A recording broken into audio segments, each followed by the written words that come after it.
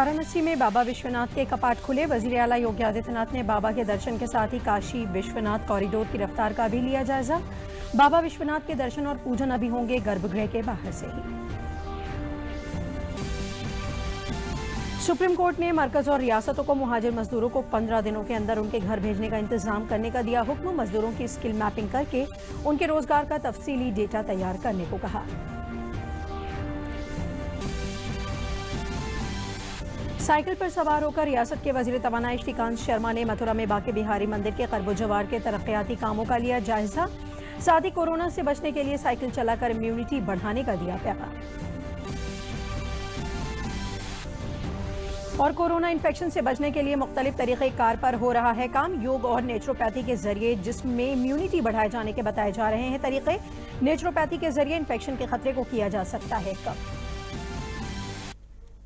आदाब, मैं हुदीबा हाशमी और अब खबरें तफसील से। वजीर आला योगी आदित्यनाथ ने वाराणसी जिले में दौरे के दौरान काशी विश्वनाथ कॉरिडोर की रफ्तार का जायजा लिया। मजहबी उमूर के वजीर आजाद चार्ज डॉक्टर नीलकंठ तिवारी और डिवीजनल कमिश्नर दीपक अग्रवाल ने कॉरिडोर की रफ्तार के मुतालिक नक्शे के जरिए तफसील से वजीर आला को वाकिफ कराया। दौरे के दौरान वजीर आला ने श्री शिव प्रसाद गुप्त सर्किल अस्पताल के कोविड-19 ट्रूनेट लैब का इफ्तिताह भी किया। इससे कबल वजीर आला ने काशी विश्वनाथ मंदिर में गर्भगृह के बाहर से ही बाबा का दर्शन करके ऑनलाइन पूजा का आगाज किया। अब मुल्क और बैरून मुल्क के लोग ऑनलाइन पूजा कर सकेंगे।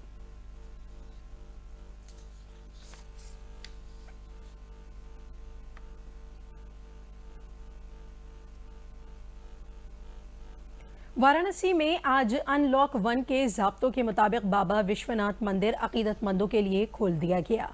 जिला इंतजामिया ने जो कानून बनाए हैं उसके मुताबिक कुछ मजहबी मकामात ही खोले जा सके हैं। बाबा विश्वनाथ मंदिर के दर्शन के लिए कसीर तादाद में अकीदतमंद सोशल डिस्टेंसिंग पर अमल करते हुए कतार में दर्शन कर रहे हैं। विधिवत सोशल डिस्टेंसिंग का पालन किया जा रहा है। हर श्रद्धालु को मास्क लगाना जरूरी है। इसके अलावा मंदिर के अंदर के घंट घड़ियाल को कोई नहीं छू सकता है और जो बाबा का लिंग है उसको भी किसी को भी छूने की मनाही है। इन सारे नियमों को देखते हुए यहाँ पे जो दर्शनार्थी आ रहे हैं, श्रद्धालु आ रहे हैं, उन लोगों से भी हमारी बात हुई और उनका ये मानना है कि बहुत ही अच्छी व्यवस्था है प्रशासन की, जिसके तहत वो यहाँ पे इतने दिनों बाद अपने बाबा विश्वनाथ का दर्शन कर पा रहे हैं। बाबा का आशीर्वाद हम लोग को मिला। हम लोग बहुत दिन बाद 80 डेज बाद हम लोग को दर्शन के लिए प्राप्त हुआ। आज हम लोग अच्छा तरीके से, प्रशासन भी बहुत बढ़िया तरीके से हम लोग को दर्शन कराया। हम लोग दूर बहुत डिस्टेंस, बहुत सिस्टम से दर्शन कराया। बाबा का आशीर्वाद हम लोग को बने। बहुत अच्छा दर्शन है, बहुत दिन बाद है बाबा का दर्शन हुआ था। दूर से भी देखा है तो भी अच्छा लग रहा है। एकदम सिस्टम से ही दूर दूर कर दिया था, जाइए जाइए करके अच्छा है। लॉकडाउन में जिला प्रशासन ने ये मानक तय किए हैं। इस मानक के अंतर्गत कुछ ही धार्मिक स्थल वाराणसी के खोले गए हैं, जिनमें बाबा विश्वनाथ का मंदिर तो है ही, साथ में ये केदार खंड में स्थित बाबा गौरी केदारेश्वर का मंदिर है जिसमें दर्शनार्थी आ रहे हैं। इसके अलावा एक मस्जिद ने उस मानक को पूरा किया है और एक गुरुद्वारे ने इस वाराणसी शहर के जो आज खोले गए हैं अनलॉकडाउन के नियम के अनुसार। डॉक्टर हरकेश बहादुर सिंह गौतम, गौरी केदारेश्वर मंदिर, डीडी न्यूज, वाराणसी। मुहाजिर मजदूरों के बारे में दायर मफादे आम्मा अर्जी में सुप्रीम कोर्ट ने हुक्म दिया है कि जो मुहाजिर मजदूर घर लौटना चाहते हैं उनको आज से 15 दिनों के अंदर अपने गांव या फिर जहां वो जाना चाहें भेजने का इंतजाम किया जाए। अदालत ने कहा कि रियासत मजदूरों को रियासती सतह पर रोजगार देने की स्कीम भी तैयार करे। इसके लिए नक्ल मकानी कर गए सभी मजदूरों की पहचान करके तफसीली डेटा तैयार किया जाए, फिर उनको रोजगार देने की स्कीम बनाई जाए। कोर्ट ने कहा कि डिजास्टर मैनेजमेंट एक्ट के मुताबिक सभी मजदूरों की स्किल मैपिंग का इंतजाम हो। साथ ही मजदूरों के खिलाफ लॉकडाउन के कानून तोड़ने के इल्जाम में दर्ज सारी शिकायतें और मुकदमे वापस लिए जाएं या फिर मनसूख कर दिए जाएं।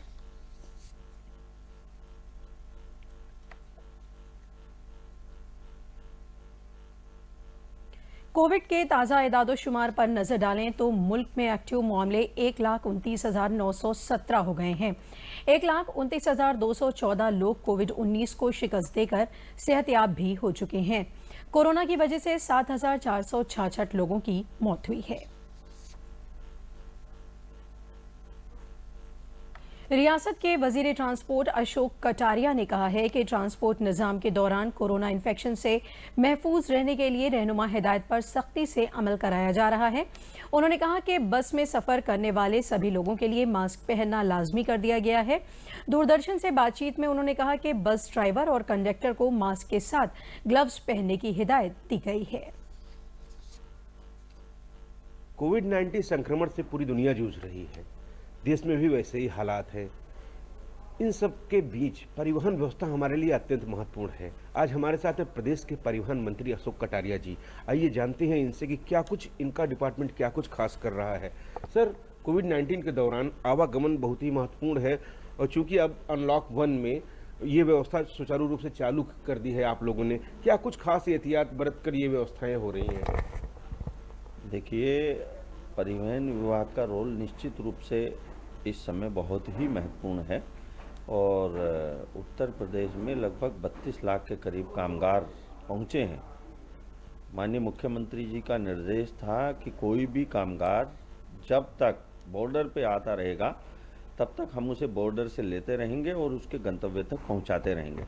माननीय मुख्यमंत्री जी की संवेदनशीलता का ही ये परिणाम है कि उत्तर प्रदेश में अभी तक जो हमारी रोडवेज की बसें हैं, हमारी परिवहन व्यवस्था है, उसके द्वारा लगभग 32 लाख के करीब कामगार और मजदूर उत्तर प्रदेश के अंदर प्रवासी श्रमिक आए हैं।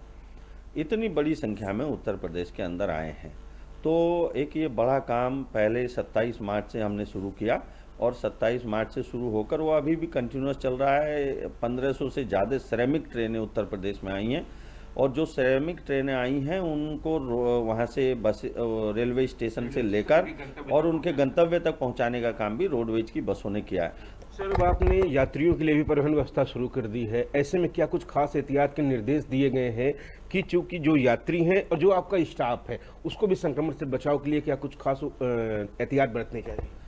देखिए, हम लोगों ने तय किया है कि जो भी यात्री हमारे यहाँ आएगा, परिवहन की सेवाएं लेगा, बसों में चलेगा, एक तो उसको मास्क लगाना अनिवार्य होगा, दूसरा सैनिटाइज अपने हाथों को वो करेगा और तीसरा हमने वहाँ अपने बस अड्डों पे थर्मल स्कैनिंग की सुविधा प्रदान की है कि जो भी बस अड्डे पे आएगा वहाँ थर्मल स्कैन किया जाएगा और वहाँ बस अड्डों पे सैनिटाइजर की व्यवस्था है।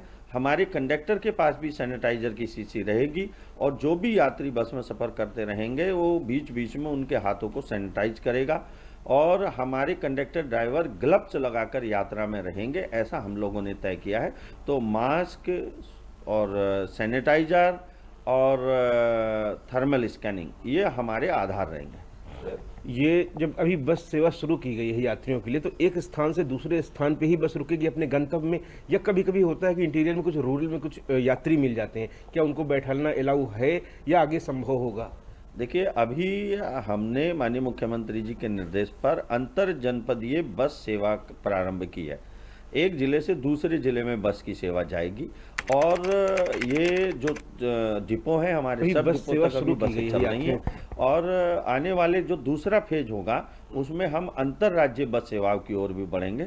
अभी हम केवल अंतर जनपदीय बस सेवा प्रदान कर रहे हैं और सभी प्रकार की टैक्सी आज चल रही हैं, सभी प्रकार की जो प्राइवेट बसें हैं वो चलने लगी हैं और माल वाहन तो पहले भी चल रहे थे लेकिन और अन्य जो माल वाहन है वो भी चल रहे हैं। अब परिवहन को पूर्ण रूप से सावधानी रखते हुए सुचारू कर दिया गया है। अच्छा, ऐसे में जो है कह रहे हैं बस स्टॉप जो लंबी दूरी की अंतर जनपदीय बस सेवाएं होती हैं जिनमें 2 घंटे से ज़्यादा की यात्राएं होती हैं, ऐसे में क्या कुछ विशेष उपाय किए गए हैं? क्योंकि बीच में लंच भी करना पड़ता है, कुछ नाश्ता पानी करना पड़ता है, उसके लिए भी क्या कुछ गाइडलाइन आप लोगों ने दे रखी है? निश्चित रूप से सबसे ज़्यादा सावधानी के साथ जो लंबी दूरी की बसें हैं उनको सावधानी के साथ हमने चलाया है। बसों को भी सैनिटाइज किया है, पूरी की पूरी बसों को भी सैनिटाइज किया है। ऐसी सावधानी हमने रखी हैं और निश्चित सावधानी के साथ ही बसें यात्रा करा रही हैं। ये थे परिवहन मंत्री जो बता रहे थे कि परिवहन व्यवस्था में ढेर सारे निर्देश जारी किए गए हैं और नियम कायदों का पालन करके ही हम कोरोना संक्रमण से बचाव कर सकते हैं। रामजी वाजपेयी के साथ विकास सिंह, DD न्यूज़, लखनऊ। मथुरा के वृंदावन में आलमी बैंक की प्रो पुअर सयाही तरक्यात स्कीम के तहत चल रहे तरक्याती कामों का वजीर तवानाई श्रीकांत शर्मा ने जायजा लिया। उन्होंने बाके बिहारी मंदिर हलके की गलियों में चल रहे तरक्याती कामों का जायजा लिया। बाके बिहारी मंदिर के नजदीक की गलियों में अंडरग्राउंड बिजली लाइन, सीवर और पानी की लाइनें डाले जाने का काम कराया जा रहा है। उन्होंने 30 जून तक इन कामों को मुकम्मल करने का वक्त भी दिया है। वृंदावन के बाद उन्होंने मथुरा शहर में साइकिल चलाकर लोगों को पेट्रोल बचत के साथ ही इम्यूनिटी बढ़ाने का पैगाम भी दिया। वजीर तवानाई ने कहा कि मुल्क के वजीर आजम का पैगाम था कि मुल्क गिर वबा कोरोना को हराने के लिए इम्यूनिटी बढ़ाना होगी, जो साइकिल चलाने से बढ़ेगी, साथ ही पेट्रोल की बचत भी होगी। वजीर तवानाई ने सभी से सोशल डिस्टेंसिंग पर अमल करने और ज़रूरत पड़ने पर ही घर से बाहर निकलने की अपील की।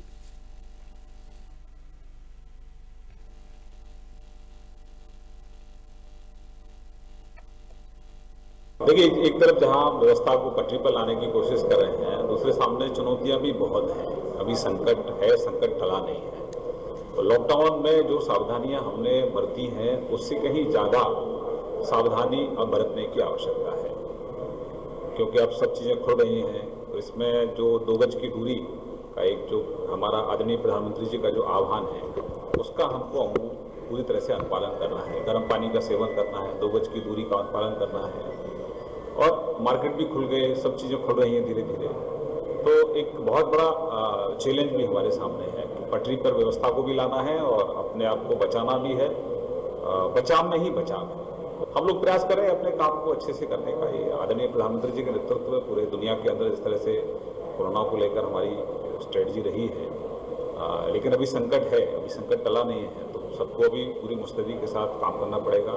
बचाव में ही बचाव है। लॉकडाउन खत्म होने के बाद रियासत में फिर से सेहत खदमात शुरू हो रही हैं। रियासती हुकूमत कोविड-19 के साथ ही रियासत में सेहत खदमात की बहाली के बाद कोई कसर नहीं छोड़ना चाहती। इसके लिए वजीर सेहत मुख्तलिफ अजला का दौरा कर रहे हैं। वजीर सेहत जय प्रताप सिंह पूर्वांचल के मुख्तलिफ अजला का दौरा करके सेहत खदमात की हकीकत से रूबरू हो रहे हैं। कुशीनगर जिला अस्पताल पहुंचे वजीर सेहत ने जनरल सर्जरी और बर्न वार्ड का मुआयना किया और वहां मौजूद मरीजों से अस्पताल के जरिए मिल रही सहूलियात के बारे में मालूमात हासिल की। इस दौरान वजीर ने खुले बिजली के आलात को देखकर नाराजगी जाहिर करते हुए उसे दुरुस्त करने की हिदायत दी। मुआयने के बाद वजीर सेहत ने हुसूलियाबियां गिनाने के साथ ही नई स्कीमों के बारे में भी बताया।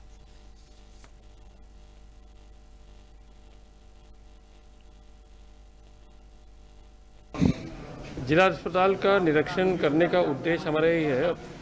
एक तो ये कोरोना लॉकडाउन के समय में बहुत सारे आपातकालीन सेवाएं हमारे समाप्त बंद हो गए थे और आम पब्लिक जिसको अस्पतालों में आने के लिए चाहे अपना बुखार दिखाने के लिए या छोटी मोटी बीमारी के, वो थोड़ा सा बंद हो गया था।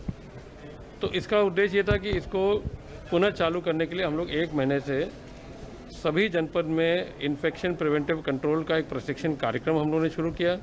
अब हमने इसके लिए ट्रूनेट का एक मशीन आ गया है जो सभी जनपदों में लग रहा है, यहाँ भी लग गया है। उससे कोई भी पेशेंट का अगर हल्का फुल्का लक्षण होगा तो तुरंत वो पकड़ में आ जाएगा। 1 घंटे 1.5 घंटे के अंदर वो आ जाएगा कि वो नेगेटिव है। यदि नेगेटिव नहीं है और वो पॉजिटिव का कोई लक्षण दिखाता है तो उसका सैंपल जाएगा BRD मेडिकल कॉलेज में, वहाँ से वो कंफर्मेशन भी हो जाएगा। तो कहने का मतलब कि अब हम चाहते हैं कि हमारे सारे सेवाएँ, जो भी अस्पताल में सेवाएं, स्वास्थ्य सेवाएं दिए जाते हैं, वो पूरी तरह से चालू हो जाए। OPD पर हमने अभी थोड़ा सा क्लियर नहीं किया है, क्योंकि OPD में सोशल डिस्टेंसिंग के लिए आप जानते हैं यहाँ गांव के भीड़ काफ़ी आ जाती है, तो उसके लिए हम लोग एक प्रोटोकॉल तैयार कर रहे हैं। हो सकता है इसी हफ्ते में हम लोग उसको तैयार करके सभी अस्पताल में भेजेंगे। कोविड-19 इन्फेक्शन से बचाव के लिए इम्यूनिटी बनाए रखना बेहद ज़रूरी है। योग और नेचुरोपैथी के जरिए जिस्म की इम्यूनिटी में इजाफा किया जा सकता है। लखनऊ के बलरामपुर अस्पताल के योग माहिर डॉक्टर नंदलाल ने कहा कि अपने रोजमर्रा की जिंदगी को ठीक करके योग और नेचुरोपैथी के जरिए इस इन्फेक्शन से बचा जा सकता है। कोविड-19 के संक्रमण से पूरी दुनिया जूझ रही है और इस दौरान एक महत्वपूर्ण चीज है जो चिकित्सक कहते हैं कि अपने शरीर की ह्यूमिडिटी बनाए रखना। आखिर क्या कौन सी ऐसी चीज किए जाएं जिससे शरीर की ताकत, शरीर की ह्यूमिडिटी बनी रहे और हम लोग स्वस्थ जीवन व्यतीत कर सकें। ऐसे में इन सब बातों के लिए हम आए हैं बलरामपुर हॉस्पिटल। यहाँ पर डॉक्टर नंदलाल जी हैं, योग विशेषज्ञ। इनसे जानने की कोशिश करेंगे कि अपनी दिनचर्या में क्या कुछ कर सकते हैं, योग हम किस तरीके से कर सकते हैं, नेचुरोपैथी का किस तरीके से हम प्रयोग कर सकते हैं जिससे हम स्वस्थ रहें। नंदलाल जी, आपका स्वागत है। डॉक्टर साहब, ये बताएं कि कोविड-19 का संक्रमण से पूरी दुनिया जूझ रही है, अपना देश भी जूझ रहा है, उससे लड़ाई लड़ी जा रही है, एक लंबी लड़ाई। ऐसे में योग, नेचुरोपैथी क्या महत्व रखती है लोगों की दिनचर्या में? विकास जी, कहना यह है कि आज भारत एक बहुत विशाल देश है और यहाँ की पॉपुलेशन भी ज़्यादा है, और इस पॉपुलेशन को ध्यान में रखते हुए ये माना जा रहा है कि भारत में जो कोविड का संक्रमण हो रहा है बहुत तीव्र गति से हो रहा है और इसके प्रबंधन की भी सख्त बहुत ज़्यादा आवश्यकता है। लेकिन अभी तक बहुत ज़्यादा जो इस सटीक इसके इलाज हैं कि वह व्यवस्थाएं नहीं हो पाई हैं। तो मैं ये यहाँ बताना चाहूँगा कि योग और प्राकृतिक चिकित्सा तथा आयुर्वेद ये हमारी आयुष चिकित्सा पद्धतियाँ हैं। इनके प्रयोग से और इनके अभ्यास से, यौगिक प्रैक्टिस के नियमित अभ्यास से तथा प्राकृतिक चिकित्सा युक्त जीवन शैली से हम सभी लोग जो है काफ़ी हद तक अपनी इम्यूनिटी को बढ़ा सकते हैं। दूसरी बात यह है, इम्यूनिटी को बढ़ाने के साथ साथ हम इसे शरीर को डिटॉक्सिफाई कर सकते हैं। प्राकृतिक चिकित्सा तथा योग यह मानती है कि यदि व्यक्ति को शरीर का शोधन कराया जाए और शरीर को शोधित करके रखा जाए तथा नियमित यौगिक प्रैक्टिस किया जाए। यौगिक प्रैक्टिस से अभिप्राय यह है नियमित व्यायाम हो, आसन हो, प्राणायाम किए जाएं, व्यायाम तथा ध्यान किए जाएं, तो निश्चित रूप से आप बहुत ज़्यादा अपनी इम्यूनिटी को बढ़ा सकते हैं। किस किस तरीके से करना चाहिए योग? क्या वो मुद्राएं हैं? आदमी सामान्यतः कम से कम कितना उसको टाइम इसके लिए देना चाहिए? खान पान कितना महत्वपूर्ण है? किस तरीके की चीज़ें लेनी चाहिए? ये सब चीज़ें भी महत्वपूर्ण होती हैं। विकास जी, कहना यह है कि यौगिक जो प्रैक्टिस है, खासकर हमारे यहाँ आपने देखा होगा सूर्य नमस्कार। सूर्य नमस्कार एक ऐसी शॉर्ट टर्म यौगिक प्रैक्टिस है जिसको आप केवल 15 मिनट के अभ्यास से पूरे शरीर की जो चैनलाइज ऊर्जा है उसको जागृत कर सकते हैं और शरीर में इम्यूनिटी को भी बढ़ा सकते हैं। इसके साथ साथ नाड़ी शोधन प्राणायाम, भ्रामरी प्राणायाम, भस्त्रिका तथा कपालभाति जो ये हमारे हैं, ये बहुत ही ज़्यादा इसमें उपयोगी है। मैं आपको बताना चाहूँगा कि कैसे अभी आप खासकर सूर्य नमस्कार जो काफ़ी उपयोगी है उसको कर सकते हैं। उसकी विधि कैसी हो सकती है, एक स्वस्थ व्यक्ति या एक अस्वस्थ व्यक्ति कैसे सूर्य नमस्कार का अभ्यास कर सकता है। खासकर उन्हें विशेष ध्यान रखना होगा जो किसी तरह के स्पाइन या हड्डी रोग से पीड़ित हैं, तो उनको थोड़ा सा चिकित्सक के विशेष निर्देशन में करना चाहिए। और सबसे बड़ी बात यह है कि अगर संक्रमण होता है कोविड-19 का, तो निश्चित रूप से वो भी ज़्यादा से ज़्यादा प्रभावित हो सकता है। ऐसे में ये मेरा मानना है कि प्रातःकाल सुबह से लेकर के रात्रि तक की दिनचर्या प्राकृतिक चिकित्सा तथा योग के नियमानुसार होना चाहिए, जिससे व्यक्ति अपने आप को स्वस्थ रख सकता है। रही बात काढ़े की, तो काढ़ा हमारे जो आयुर्वेद चिकित्सा पद्धति है उसमें बनाया जाता है, जो इम्यूनिटी को बूस्टअप करता है तथा उसे तरोताज़ा मन व्यक्ति को बनाए रखता है। इसलिए सुबह शाम जरूर काढ़े का प्रयोग करना चाहिए। अगर एक व्यक्ति काढ़े का उस हर्बल जड़ी बूटियों से बना हुआ काढ़ा होता है, अगर इसका प्रयोग किया जाता है तो काफ़ी अच्छा लाभ प्राप्त कर सकते हैं। बेहद ही महत्वपूर्ण है कोविड-19 के दौरान अपनी दिनचर्या बनाना, स्वस्थ भोजन लेना और स्वस्थ रहने के तरीकों पर अमल करना, क्योंकि कोविड-19 की इस लड़ाई में हम सब लोगों को मिलकर लड़ना है, सचेत रहना है, अपनी शारीरिक ताकत बनाए रखनी है, ह्यूमनिटी पावर बढ़ाए रखने के लिए हमें योगा भी करना होगा। रामजी वाजपेयी के साथ विकास सिंह, डीडी न्यूज़, लखनऊ। नवाब वाजिद अली शाह चिड़ियाघर लखनऊ आज से नाजरीन के लिए कोविड-19 की गाइडलाइन के साथ खोल दिया गया है। लखनऊ चिड़ियाघर के मंतकाई जंगलात अफसर संजीव कुमार जौहरी ने बताया कि ऑनलाइन टिकट के जरिए लोगों को दाखिला दिया जा रहा है। नाजरीन के लिए social distancing, mask, thermal screening, foot wash, hand wash और सैनिटाइजर का इस्तेमाल लाजमी है। चिड़ियाघर का वक्त लोगों के लिए 3 पालियों में तकसीम किया गया है। हर पाली के दरमियान में बच्चे वक्त में पूरे चिड़ियाघर को सैनिटाइज किया जाएगा। चिड़ियाघर में 65 साल से ज्यादा के बुजुर्ग और 10 साल से कम उम्र के बच्चों और हामला खवातीन के लिए दाखिले की इजाजत नहीं है। इन्फेक्शन को फैलने से रोकने के लिए food court, canteen, souvenir shop, कुदरती तरबियती मरकज, मछली घर और रात्रि चर बाड़े नहीं खोले जाएंगे।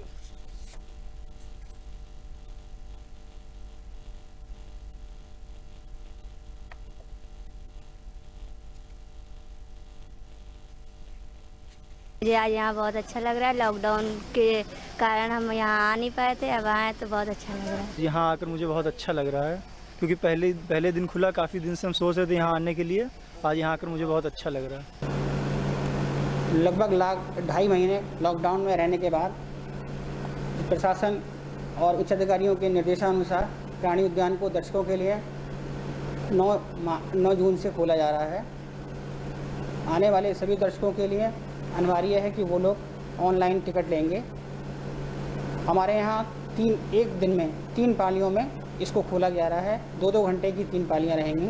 उसमें पहले 8:30 से 10:30, दूसरा 11:30 से 1:30, तीसरा 3 बजे से 5 बजे तक।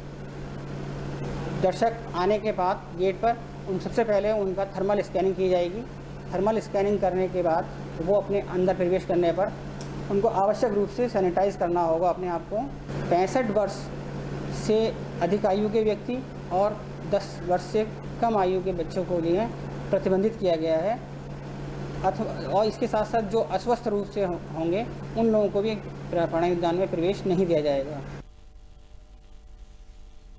फिरोजाबाद में मरकजी और रियासती हुकूमत के हुक्म और हिदायत पर सख्ती से अमल करते हुए लॉकडाउन में जिले में 67,000 हामला और दाइयों के छोटे बच्चों को घर घर जाकर ग़िज़ा तकसीम की जा रही है, जिनमें मुहाजिर हामला ख़वातीन और दाइयों को भी तलाश करके उनका रजिस्ट्रेशन किया जा रहा है। स्कीम से मुस्तफ़ीद होकर ख़वातीन और उनके अहल खाना काफ़ी खुश हैं और हुकूमत का शुक्रिया अदा कर रहे हैं। फिरोजाबाद में कंट्रोल रूम कायम करके मुस्तफ़ीदीन से क्रॉस चेकिंग की जा रही है। मुहाजिर मजदूरों, हामला ख़वातीन, दाइयों के आने हल्के में कोई बीमार तो नहीं है और ग़िज़ा मिलने से मुतल्लिक़ा मालूमात हासिल की जाती है, जिसकी एंट्री रजिस्टर में की जाती है और शिकायत भी दी जाती है, जिससे कि लॉकडाउन के वक्त में भी कोई परेशानी ना हो।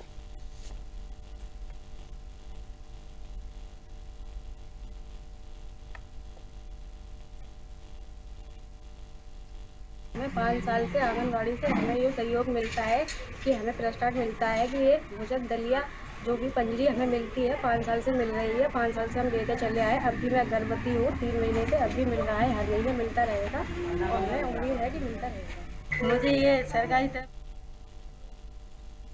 कोरोना बहरान की मुद्दत में बड़ी तादाद में दूसरी रियासतों से लौटे मजदूरों, कारीगरों और बेरोजगार नौजवानों को रोजगार मुहैया कराने के लिए रियासत की योगी हुकूमत ने प्रवासी राहत मित्र ऐप लॉन्च करके सभी जिलों को बाहर से आए मुहाजिर शहरियों की निशानदेही करके डेटा तैयार करने की हिदायत दी है। वहीं हुकूमत की हिदायत पर अमल करते हुए बाराबंकी जिले में 15,000 मुहाजिर मजदूरों को उनकी काबिलियत के मुताबिक रोजगार मुहैया कराने के लिए जिला इंतजामिया प्रवासी राहत मित्र ऐप पर डेटा जमा कर रही है, जिससे जिले में सनती महकमे के तहत चल रहे छोटी और दरमियानी सनतों में मुहाजिर मजदूरों को रोजगार मुहैया कराया जाएगा। डिप्टी कमिश्नर सनत उमेश चंद्र ने बताया कि जिले में तकरीबन 15,000 मजदूर दीगर सूबों से लौटे हैं। उनको रोजगार से जोड़ने के लिए हुकूमत ने प्रवासी राहत मित्र ऐप लॉन्च किया है।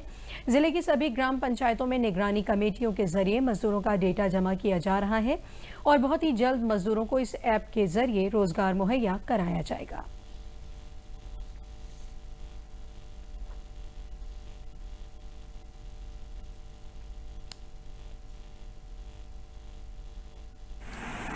प्रवासी श्रमिकों को रोजगार दिलाने के लिए इनकी स्किल मैपिंग एक बहुत महत्वपूर्ण काम है। स्किल मैपिंग के लिए प्रवासी राहत मित्र ऐप का विकास किया गया है। इस ऐप को गांव स्तर पे, ग्राम स्तर पे जो ग्राम निगरानी समितियां गठित की गई हैं उनके माध्यम से व अन्य लोगों के सहयोग से जो प्रवासी श्रमिकाएँ हैं उनका डेटा लिया जा रहा है। उस डेटा में उनकी अन्य सूचनाओं के साथ साथ ये सूचना भी ली जा रही है कि वो किस योग्य हैं, उनमें कौन सा कौशल है, क्या काम कर सकते हैं।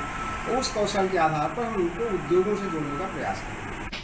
अब इस ऐप के माध्यम से जो मजदूर होंगे, जैसे हम बुनकर अधिकार संगठन के अध्यक्ष हैं, तो बुनकरों को इससे ये मालूम हो जाएगा कि अपना जब रजिस्ट्रेशन कराएंगे तो उनको इस बात की जानकारी होगी कि हाँ फला फैक्ट्री में ज़रूरत है और फला जगह में काम मिल जाएगा। तो अपने जिले में ही रह करके उनको अपने जिले के ही फैक्ट्री में काम मिलेगा। इससे बरेली में मशरूम की काश्त करके खवातीन खुद कफील बन रही हैं। नवाबगंज ब्लॉक के बीहर जगीर में खवातीन खुद इमदादी ग्रुप बनाकर खुद को समाज के साथ कदम से कदम मिलाकर चलने के काबिल बना रही हैं। यहाँ दो अलग अलग ग्रुप मिलकर इन दोनों मशरूम की खेती कर रहे हैं और अपनी फसल को बाजार में फरोख्त करके मुनाफा कमा रहे हैं। घर के कामकाज से वक्त निकालकर यहाँ की खवातीन खेती करती हैं। इस काम में उन्हें इतनी बचत हो जाती है कि वो अपने घर का खर्च खुद ही उठाती हैं। कोरोना वबा की वजह से लॉकडाउन में जब सारे काम बंद हुए तो इन खवातीन ने अपनी फसल बेचकर घर का खर्च उठाया।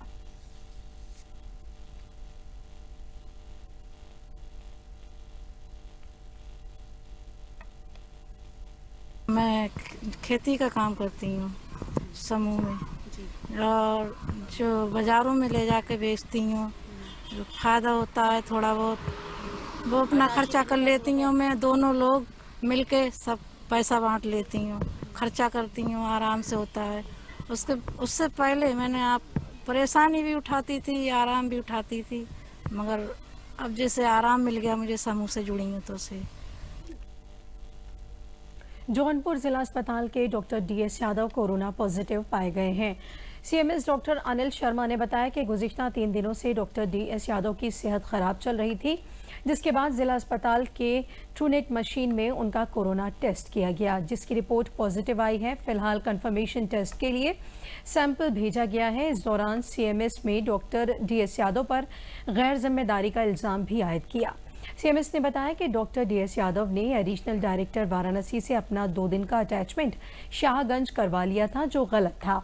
इस कोविड इन्फेक्शन के मद्देनज़र उन्हें वहां अटैचमेंट नहीं कराना चाहिए था, क्योंकि इस दौरान वो जिला अस्पताल से जाने के बाद अपनी शाहगंज की सीएचसी में वाक़ई सरकारी रिहाइशगाह पर भी मरीज देखते रहे, जिससे वो कोरोना से मुतासर हो गए।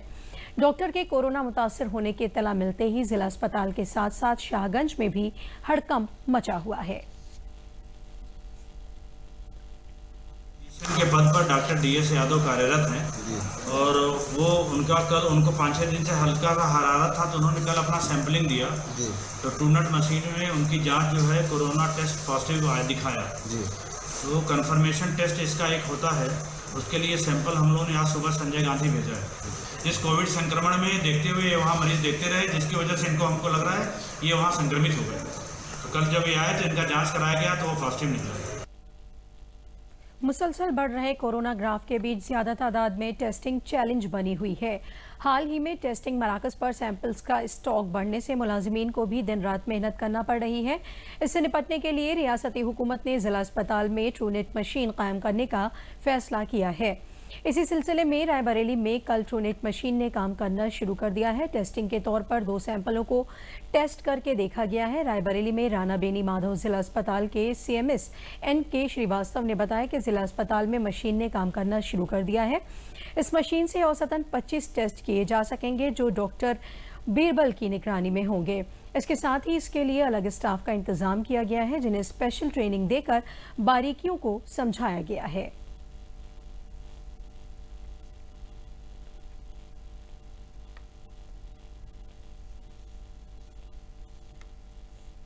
ट्रूनेट मशीन एक्चुअली में पेशेंट की जो हमारे यहाँ सीरियस पेशेंट आ रहे हैं उनकी स्क्रीनिंग के लिए लगाई गई है। कुछ सरकार की मंशा है कि अब इमरजेंसी ऑपरेशंस वगैरह सब बहुत शुरू करके उन मरीजों को तात्कालिक रूप से फ़ायदा दिया जाए, और ऐसे में हम उनकी स्क्रीनिंग करके तत्काल उनको सर्विसेज प्रोवाइड कर सकते हैं। कोई जैसे डिलीवरी का पेशेंट है या सिजेरियन होना है किसी को, ये सारी इमरजेंसीज होती है, तो 1 घंटे के अंदर उनकी स्क्रीनिंग करके हम उनको तत्काल प्रोसीजर मिल सकते हैं। वहीं मशीन के इंचार्ज डॉक्टर बीरबल ने कहा कि अस्पताल में इलाज के लिए आए हर मरीज को कोरोना पॉजिटिव होने के अंदेशे की वजह से डॉक्टर इलाज करने में कतराता था, लेकिन इस मशीन के आने के बाद डॉक्टरों को सहूलत होगी। इसके साथ ही उन्होंने मशीन के बारे में वहां के मुलाजमीन को भी बताया। जो समाज में फैलना शुरू हो रहा है या होने का डर है, तो ऐसे कंडीशन में क्योंकि तमाम केस ऐसे हैं जो कि एसिम्टोमेटिक होते हैं, उससे रिलेटेड भी नहीं होते, कहीं से बाहर आए हैं या किसी संक्रमित मरीज के संबंध में रहे हों, लेकिन फिर भी उनमें भी संभावना होती है। तो ऐसी कंडीशन को जो है यदि जो है हम शुरू में ही पकड़ लिए गए तो उससे अच्छा इलाज के लिए कुछ आसान होगा। सबसे ज़्यादा कठिन काम होता है सांस के मरीजों का, सारी वाले जो मरीज होते हैं उनके लिए इलाज करना काफ़ी कठिन होता है। तो ऐसी कंडीशन में हमें पता चल जाता है सारी का मरीज है और कोविड पॉजिटिव है, तो हमें तुरंत जो है L3 हॉस्पिटल में शिफ्ट करने में आसानी हो जाएगी। और यदि निगेटिव है तो उसको हम दूसरी लाइन पर जो है आपको जो है मैनेज करेंगे और आसान हो जाएगा। इसी के साथ खबरें खत्म हुई। दीपा को दीजिए इजाजत। आदाब।